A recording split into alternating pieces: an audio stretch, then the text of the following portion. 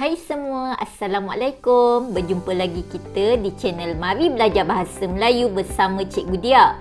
Tajuk pelajaran kita pada hari ini ialah Menjaga Alam.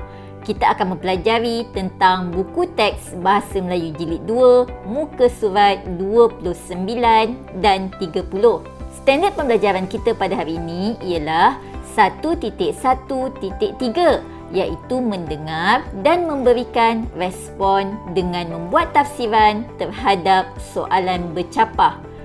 Kedua, 2.3.2, iaitu membaca dan mempersembahkan karya sastra dan bukan sastra dengan sebutan yang betul dan intonasi yang sesuai, iaitu pantun. Objektif pembelajaran kita pada hari ini ialah pada akhir pembelajaran dan mudah caraan murid dapat: pertama, memberi respon sesuai terhadap soalan dengan betul. Kedua, membaca pantun dengan intonasi yang betul. Dan yang ketiga, menyatakan nilai yang terdapat dalam pantun dengan betul. Murid-murid, cuba murid-murid teliti gambar ini. Gambar apa yang murid-murid lihat? Ini merupakan gambar alam semula jadi. Mari kita lihat satu persatu gambar yang ditunjukkan. Gambar pertama menunjukkan gambar laut ataupun pantai. Manakala gambar kedua merupakan gambar sungai. Gambar ketiga pula merupakan gambar hutan. Semua alam semula jadi ini haruslah kita pelihara. Mengapakah kita perlu menjaga alam? Tahukah murid-murid, alam sekitar merupakan anugerah Tuhan yang amat bernilai kepada kesejahteraan kehidupan. Manusia banyak bergantung kepada sumber-sumber semula jadi di muka bumi ini.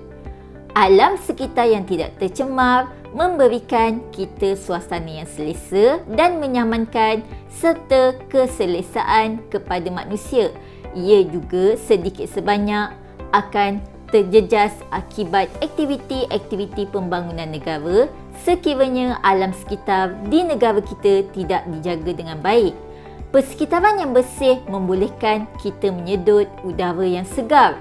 Kawasan yang segar dan bersih lazimnya dipenuhi dengan tumbuhan menghijau. Tumbuh-tumbuhan membebaskan oksigen ke udara dan membolehkan badan kita mendapat bekalan oksigen secukupnya. Murid-murid, apakah kesan jika tidak menjaga alam? Jika tidak menjaga alam sekitar, akan menyebabkan berlakunya pencemaran. Ini akan menjejaskan kesihatan manusia, memusnahkan habitat, menyebabkan pemanasan global, penipisan lapisan ozon dan kehilangan sumber alam. Apakah contoh-contoh perbuatan yang mencemarkan alam sekitar? Antara contoh perbuatan mencemarkan alam sekitar ialah membuang sampah sarap merata-rata, pembalakan haram dan membuang sisa toksik ke dalam sungai. Bolehkah murid-murid nyatakan cara menjaga alam sekitar? Kita boleh menjaga alam sekitar dengan cara bergotong royong membersihkan alam sekitar, menanam pokok, mengelakkan pembakaran terbuka dan kita semula barang-barang terbuang. Baiklah murid-murid, sekarang kita akan lihat dan baca dialog yang terdapat dalam buku teks Bahasa Melayu Jilid 2, muka surat 29. Mari kita lihat perbualan antara Alice dan ayahnya. Ayah, semasa di sekolah tadi, Cikgu Fazli menasihati kami agar menjaga alam sekitar. Ayah, betul kata Cikgu Fazli. Semua orang mesti menjaga alam sekitar. Tahukah Alice mengapa? Alice, tahu ayah, jika alam sekitar bersih, kita dapat hidup sejahtera. Ayah, apakah sumber alam yang perlu kita jaga, Alice? Dalam petikan ini, Alice dikehendaki memberi respon terhadap soalan ayah, iaitu apakah sumber alam yang perlu kita jaga. Murid-murid boleh mendapat jawapan daripada gambar. Sumber alam yang perlu dijaga ialah laut, sungai dan hutan. Ayah, bagaimanakah kita perlu menjaga sumber itu? Alice perlu memberikan respon yang sesuai terhadap soalan ayah, iaitu cara menjaga sumber itu. Contoh respon yang boleh diberikan oleh Alice ialah, kita perlu menjaga sumber tersebut dengan tidak membuat pencemaran. Baiklah murid-murid, jadi murid-murid telah mempelajari tentang alam sekitar dan memberi respon terhadap soalan yang diajukan oleh ayah Alice. Mari kita lihat buku teks muka surat 30 pula. Jadikan amalan. Mari kita baca pantun ini. Pantun perangkap pertama. Pergi ke pekan membeli lada, lada ditimbang berat sekati, air digunakan berpada-pada, jangan dibuang sesuka hati. Baiklah murid-murid, apakah nilai yang terdapat dalam pantun ini? Dalam pantun ini menasihati kita agar menggunakan air dengan berpada-pada dan jangan membazir air kerana air sangat penting dalam kehidupan seharian kita.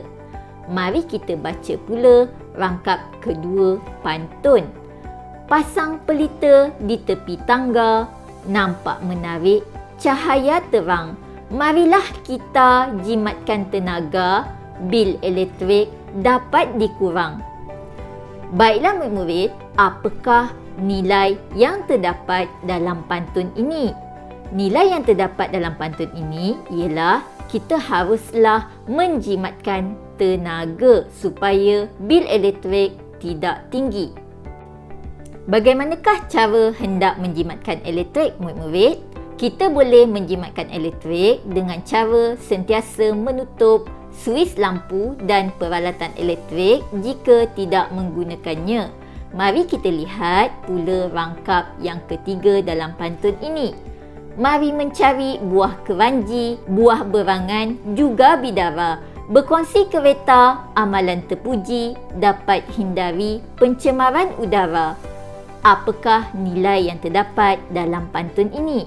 Nilai dalam pantun ini ialah kita haruslah mengamalkan sikap berkongsi kereta kerana sikap berkongsi kereta dapat menghindari pencemaran udara. Selain menghindari pencemaran udara, kita juga dapat mengelakkan kesesakan jalan raya dan menjimatkan minyak. Rangkap keempat. Pokok penggagar daunnya banyak, tanam selasih di bawah para. Jimatkan tenaga, air dan minyak. Alam bersih, masyarakat sejahtera. Apakah nilai yang terdapat dalam rangkap terakhir pantun ini? Nilai yang terdapat dalam pantun ini ialah kita haruslah sentiasa menjimatkan tenaga, air dan minyak supaya kita dapat membentuk masyarakat yang sejahtera. Melalui amalan-amalan ini juga, kita dapat menghindari diri daripada pencemaran dan menjaga alam ini dengan sebaiknya. Alam yang baik dapat menjadikan kita hidup sejahtera dan sentiasa selesa. Ingat tahu murid-murid, sentiasa pelihara alam semula jadi kita. Jangan buang sampah merata-rata. Jumpa lagi di kelas kita yang akan datang.